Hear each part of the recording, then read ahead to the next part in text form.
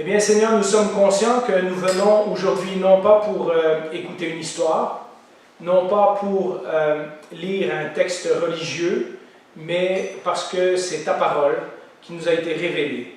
Et qu'au travers de cette parole, tu veux nous montrer qui tu es, comment tu fonctionnes, quelles sont les réponses à nos questions les plus profondes et comment vivre dans ce monde avec espoir, avec espérance, en sachant d'où nous venons et où nous allons.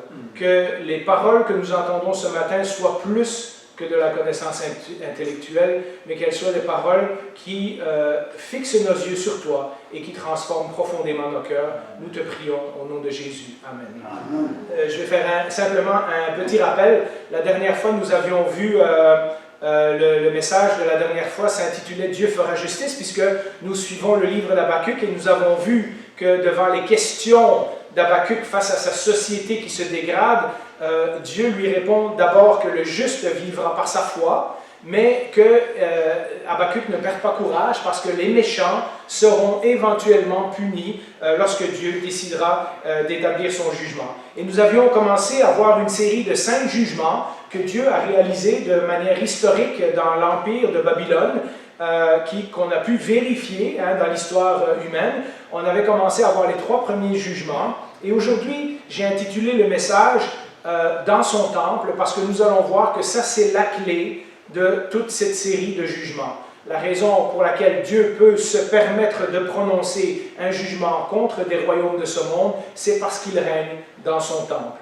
Et donc, pour mettre peut-être l'image suivante, le rappel de la semaine passée, nous avions vu qu'il y avait 3 jugements que le Seigneur avait fait. La première chose, c'était que on avait vu que les attitudes mêmes que Babylone utilisait pour dominer les autres allaient se retourner contre elle. Et donc, le premier jugement, c'était que puisqu'ils avaient volé les autres, un jour, eux-mêmes seraient dépouillés de toute la richesse qu'ils s'étaient construite. Le deuxième jugement, Dieu leur disait, vous essayez de vous bâtir des forteresses, des palais, etc. pour garantir votre avenir, mais tout cela aussi sera détruit. Et le troisième point, nous avions vu que, puisque Babylone était une civilisation basée sur la méchanceté, sur la violence, etc., tout ce qu'ils avaient bâti serait un jour remplacé par des ruines. Et c'est exactement ce qui est arrivé dans les années qui ont suivi les prophéties de Habakkuk. Et donc, nous verrons aujourd'hui que Dieu continue avec ses jugements. Dieu nous a prévenus dans le dernier message que les arrogants seront finalement la cause de leur propre chute. Ces mêmes attitudes et les méthodes et les moyens qu'ils ont utilisés pour s'enrichir, pour se sentir en sécurité, pour bâtir leur empire, etc., vont se retourner contre elles parce que ce sont des gens qui vivent sans Dieu. C'est des gens qui vivent avec leur propre orgueil.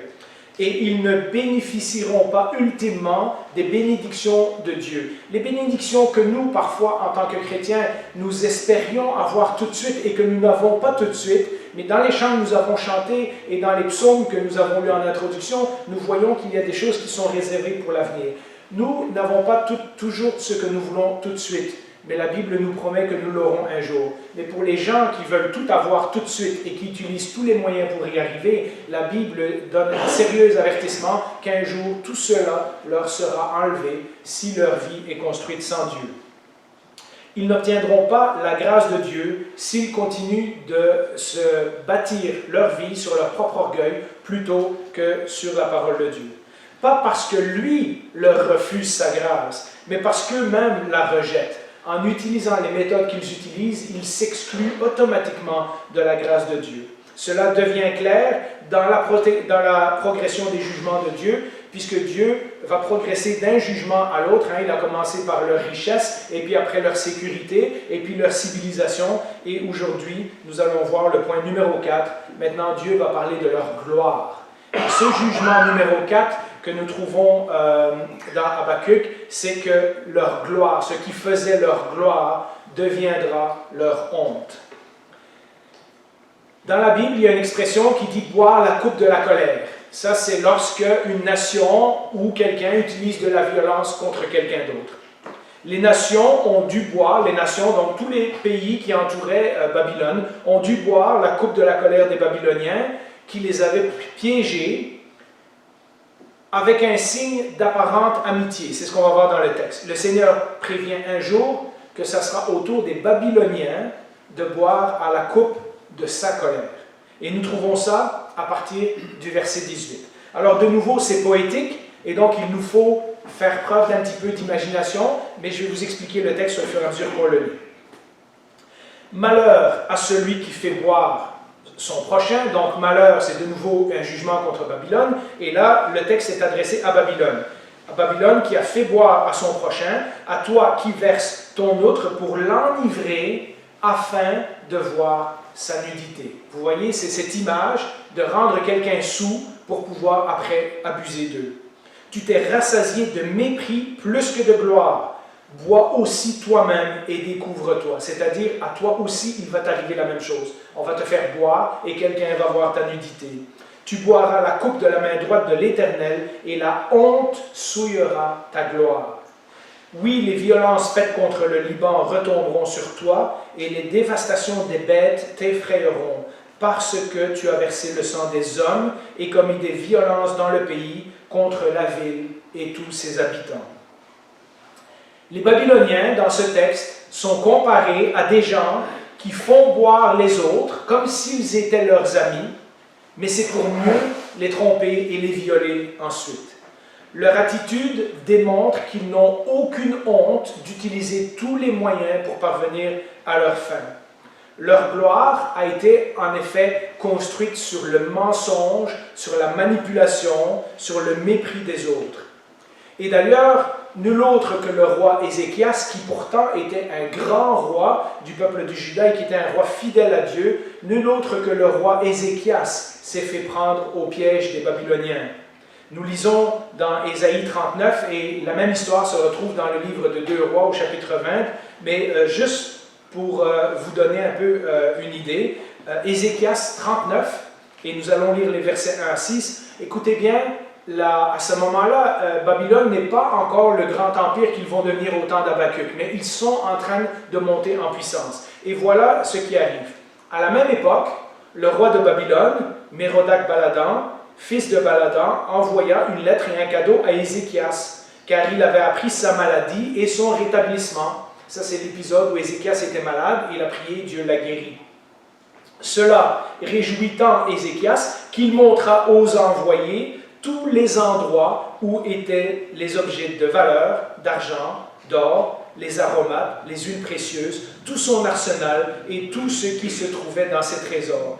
Ézéchias leur montra absolument tout dans son palais et sur tout son territoire. Alors vous voyez, c'est cette idée, hein, ils ont envoyé un cadeau, ils se sont amis avec, mais en fait, ce qu'on sait, c'est qu'ils venaient pour espionner, hein, pour savoir est-ce que Jérusalem était riche, etc., etc. Et nous lisons à partir du verset 3, le prophète Ésaïe vint ensuite trouver le roi Ézéchias et lui demanda « Qu'ont dit ces gens-là et d'où sont-ils venus pour te voir ?» Évidemment, le prophète sait qui ils sont, mais c'est une question rhétorique. Hein? Et Ézéchias répondit « Ils sont venus d'un pays éloigné, de Babylone, pour me voir. » Ésaïe ajouta « Qu'ont-ils vu dans ton palais ?» Ézéchias répondit « Ils ont tout vu ce qu'il y a chez moi. Je leur ai montré absolument tout de mes trésors. » Alors Ésaïe dit à Ézéchias, « Écoute la parole de l'Éternel, le Maître de l'univers. Les jours viendront où l'on emportera à Babylone tout ce qu'il y a chez toi et que tes ancêtres ont accumulé jusqu'à aujourd'hui. Il n'en restera rien, dit l'Éternel. » Alors, ce n'est pas une condamnation directe d'Ézéchias, puisque Ézéchias était un bon roi, et Dieu lui a dit que ce malheur n'arriverait pas du temps de son vivant, mais que ça arriverait dans les prochaines générations. Mais quand même, on voit déjà qu'à ce moment-là, Babylone utilisait ce stratagème de se faire ami avec des gens pour leur faire croire que, pour ensuite pouvoir mieux se retourner contre eux. Vous savez, il suffit de regarder l'actualité aujourd'hui et de voir comment certains pays se comportent avec d'autres, pour finalement, des années après, on se rend compte que ils nous avaient prêté de l'argent, ils avaient construit des choses chez nous, etc., mais maintenant, ils nous demandent des choses en retour. la même stratégie existe encore parmi les empires de ce monde. Lorsqu'on utilise le péché pour arriver à ses fins, n'importe quel péché, même celui de faire semblant d'être ami avec quelqu'un, le péché contient déjà en lui-même les racines de sa propre destruction. L'alcool et le sexe, puisque c'est de ça qu'il est question dans ces versets-là, Babylone fait boire de l'alcool pour mieux pouvoir profiter de la nudité de quelqu'un. L'alcool et le sexe ont toujours été une mauvaise combinaison de tous les temps, à ce temps-là comme aujourd'hui.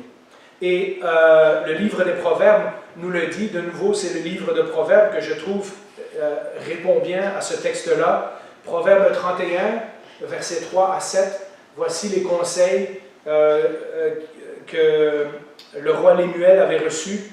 Ne livre pas ta force aux femmes, ni tes voix à celles qui causent la perte des rois.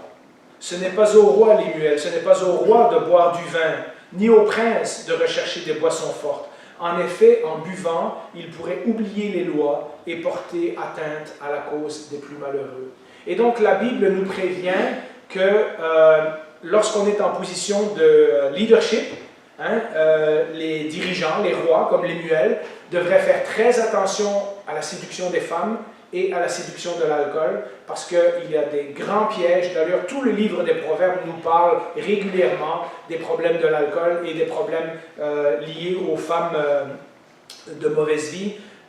Mais si c'est vrai pour les dirigeants, c'est aussi vrai pour tous les êtres humains. Le cœur qui est intoxiqué par des choses incontrôlables, la sexualité, l'alcool, ces choses-là, pousse les gens à faire des choses méprisantes, comme on a lu dans le texte de Habakkuk. Le verset 17 nous dit que Babylone, imbue de sa puissance, a même dévasté des forêts et des animaux. Quand il parle au verset 17 des forêts du Liban et des bêtes qui sont effrayantes, etc., eh bien c'est parce que lorsqu'une armée comme celle de Babylone passait sur un territoire, il détruisait tout, il rasait tout. Et donc, ils s'en sont même pris, ils ne s'en sont pas juste pris à des empires et à des êtres humains, ils ont également détruit la nature et les animaux. Et de ça, ils sont coupables. Quand on regarde ce langage et qu'on fait de nouveau, et je trouvais que c'était tellement facile à faire, un parallèle avec nos sociétés modernes qui abusent des gens, mais qui abusent aussi de la nature et de toute la création de Dieu, des matériaux, des minerais, des ressources que Dieu a mis dans la terre pour toute l'humanité. Quand on voit les gens qui s'accaparent ces richesses, quand on voit les gens qui provoquent des guerres pour pouvoir gagner des territoires, etc., on voit que le cœur de l'homme n'a pas changé depuis 2600 ans. La vie, qu'elle soit humaine ou animale, n'a plus de valeur pour ces gens-là. On détruit tout sur son passage. La vie humaine ou animale n'a plus de valeur pour les gens qui recherchent seulement leur propre gloire, leur propre succès. Vous vous rappelez, la dernière fois, on avait lu dans le chapitre 18 d'Apocalypse cette image où Rome est symbolisée sous la forme de Babylone et où l'apôtre Jean livre cette révélation du moment où Rome sera détruite, mais il utilise le langage de Babylone. Relisons ce que ça nous dit dans Apocalypse 18, versets 9 et 10. Et vous verrez l'image qui ressemble exactement à cette prophétie d'Habakkuk. Tous les rois de la terre qui se sont livrés avec elle à la prostitution et au luxe pleureront et se lamenteront à cause d'elle quand ils verront la fumée de la ville incendiée. Vous savez, Babylone a été incendiée peu d'années après. Rome a été incendiée. Beaucoup d'autres empires sont passés et sont venus et sont passés et ont terminé incendiés.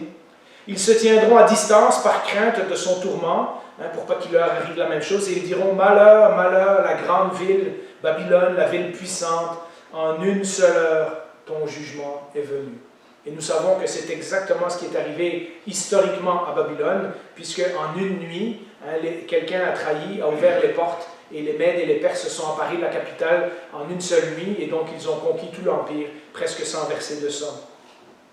Au verset 14 à 16, nous lisons les fruits, parce que là, au verset 9 et 10, ça parlait des dirigeants qui s'étaient associés avec Babylone, mais maintenant il va parler des marchands et de ceux qui ont profité du système de Babylone. Au verset 14 à 16, « Les fruits que tu désirais profondément sont partis loin de toi. Toutes ces richesses et ces splendeurs sont perdues pour toi et tu ne les retrouveras plus.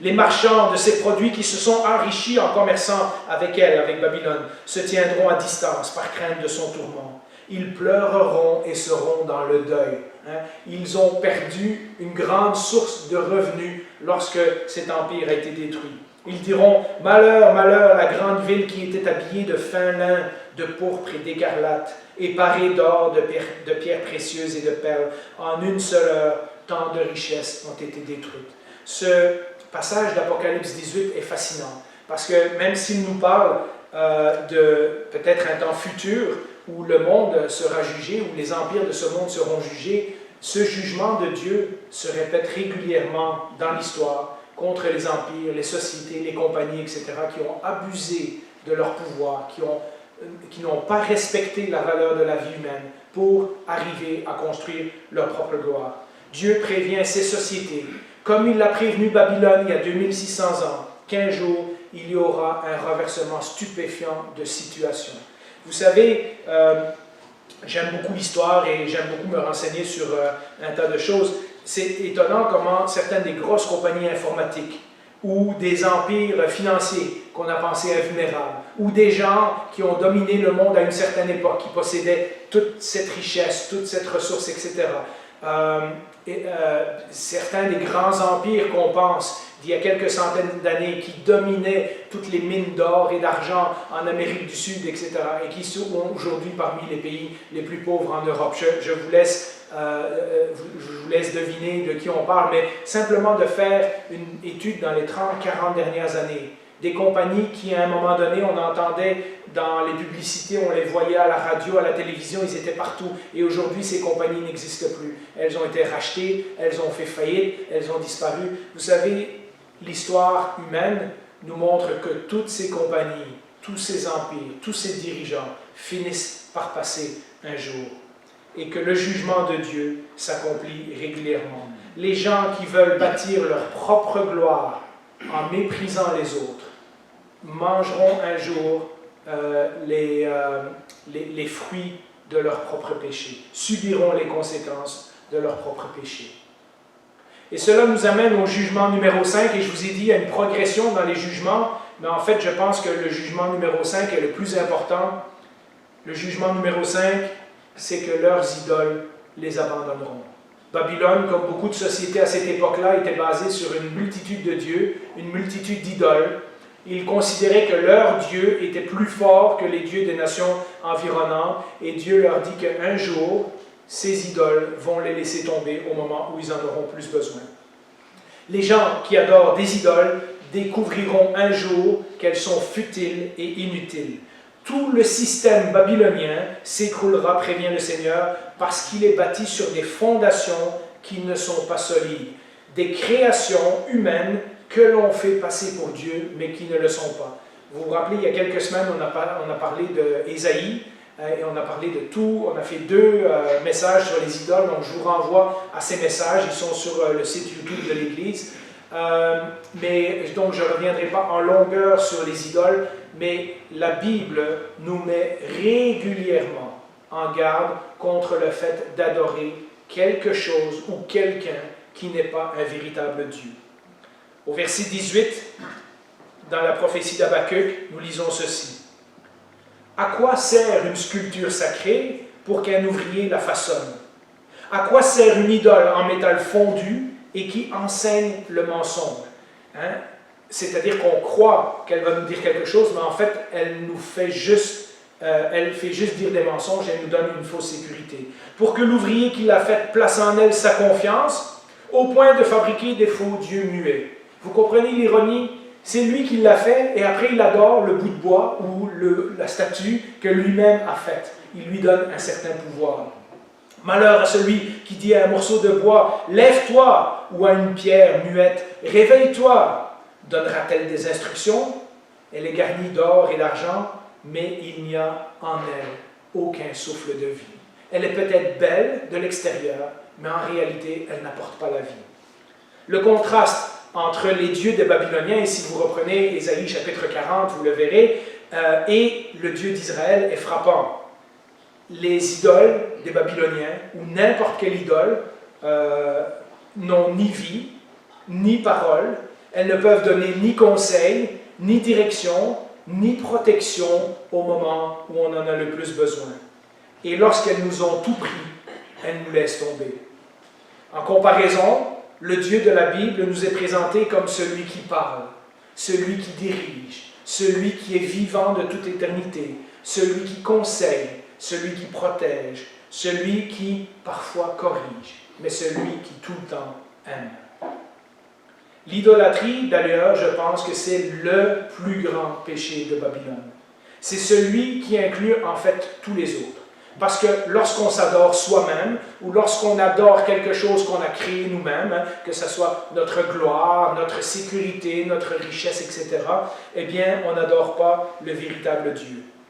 L'humanité de toutes les époques, on peut lire la Bible et dire « Ouais, mais ça c'est un vieux langage, aujourd'hui des statues devant lesquelles on se prosterne, ça n'existe plus. » Et pourtant, oui, on ne se prosterne peut-être plus physiquement devant ces choses qu'on a créées, mais notre cœur se prosterne souvent devant ces choses créées, devant ces faux dieux. C'est Jean Calvin qui a dit cette fameuse citation « Le cœur humain est une perpétuelle fabrique à idoles. » C'est-à-dire que si nous n'avons pas quelque chose qui nous arrête, nous sommes toujours en train d'essayer de mettre quelque chose dans notre vie que nous allons adorer, quelque chose que nous allons servir, quelque chose qui va être le principe qui guide notre vie et qui un jour ou l'autre nous laisse toujours tomber. Une fois qu'on a tout donné à notre idole, un jour ou l'autre, on se rend compte qu'elle n'est pas vivante, qu'elle nous a tout pris et qu'elle ne nous a pas donné ce que nous espérions. Que ce soit la richesse, que ce soit le pouvoir, que ce soit l'éducation, que ce soit la réputation, que ce soit, il y a des dizaines de choses qu'on pourrait mettre dans cette liste-là, même des bonnes choses en apparence. Un jour ou l'autre, si nous mettons tous nos espoirs dans cette seule chose que nous avons nous-mêmes créée, eh bien, cette chose nous laisse tomber. Si vous voulez approfondir ce sujet, je vous conseille de lire Romains chapitre 1 chez vous. Romains chapitre 1 nous explique très bien que depuis le début, l'humanité avait une connaissance de Dieu. En effet, dans le jardin d'Éden, Dieu marchait avec l'homme et la femme, et que petit à petit, plus le temps passe, plus les gens qui connaissaient Dieu ont commencé à remplacer Dieu par des êtres et par des choses qu'ils ont créées, et comment petit à petit ça emmène un péché de plus en plus terrible dans la race humaine, au point qu'on voit dans notre propre civilisation, dans notre propre pays, ici au Québec, comment les gens se sont détournés de Dieu et comment maintenant ils adorent des choses qui, à peine quelques années, on aurait trouvé méprisables et méprisantes, et aujourd'hui, ça fait la gloire d'un certain nombre de gens dans notre population. L'idolâtrie, comme je l'ai dit, c'est le plus grand péché de Babylone, c'est aussi celui avec lequel on a le plus à lutter. Lorsque nous remplaçons le Créateur de toutes choses par des choses qui sont créées, nous faisons un très mauvais calcul. Et nous arrivons à la conclusion de la prophétie d'Habakkuk, parce que, après ces 5 jugements, quand même, Habakkuk nous donne une note d'espoir. Et cette conclusion se trouve au verset 20. Et vous voyez tout le contraste entre Babylone, où le Seigneur vient de dire 19 versets, et ensuite de ça, ce verset 20. L'Éternel, lui, est dans son saint temple. Que toute la terre fasse silence devant lui. Ce n'est pas Babylone qui règne, ultimement. C'est véritablement le Seigneur, nous dit la Bible. La conclusion que j'aimerais amener à cette série de messages, à cette série de jugements, c'est que Dieu est dans son temple. Une des questions majeures qu'a soulevé notre étude, et c'est d'ailleurs ce qu'Habakkuk a soulevé comme question, c'est comment on peut vivre par la foi, c'est-à-dire comment on peut vivre en tant que croyant, comment on peut vivre fidèlement en obéissant à Dieu, quand notre monde est contrôlé par des Babylones. Parce que chaque société, chaque compagnie, chaque mouvement social, chaque entreprise ou chaque individu a le potentiel de devenir des Babylones en puissance lorsque notre orgueil prend le dessus. Et c'est exactement ce que nous constatons fois après fois. Mais vous savez, la Bible nous rappelle que Babylone, comme beaucoup d'empires et beaucoup de ces choses que je viens de mentionner aujourd'hui, même s'ils ont l'air invincibles, même s'ils ont l'air tout-puissants, même s'il y a l'air, en écoutant les médias, qu'il n'y a que ça qu'on entend, que c'est eux qui dominent la conversation, que c'est eux qui dominent le monde, que c'est ces grosses compagnies, ces grands mouvements sociaux, etc., etc. Même s'ils ont l'air invincibles, ils ne le sont pas. L'histoire humaine nous apprend, fois après fois, que tous ces empires, tous ces systèmes basés sur autre chose que sur Dieu, tous ces dictateurs, tous ces modèles économiques, tous ces modèles politiques, toutes les méthodes financières, les grands empires, les grands pouvoirs, toutes les idéologies, toutes les pensées, tous les grands mouvements qui dominent la société à une époque finissent par disparaître, finissent par changer, finissent par tomber. Mais Dieu est toujours dans son temple. Les jugements de Dieu se sont accomplis et les gens de l'époque d'Habakkuk, ou un peu après, ont pu voir que les paroles que le Seigneur avait dites étaient vraies. Dieu n'oublie pas l'injustice que les gens commettent, ni celle des nations, ni celle des individus. Et cette prophétie nous rappelle que chacun de nous devra un jour rendre des comptes. Je parlais de jugement, mais nous voyons une différence entre le chapitre 1, où Dieu utilise Babylone pour juger son peuple, et le chapitre 2, où Dieu utilise le jugement pour juger Babylone.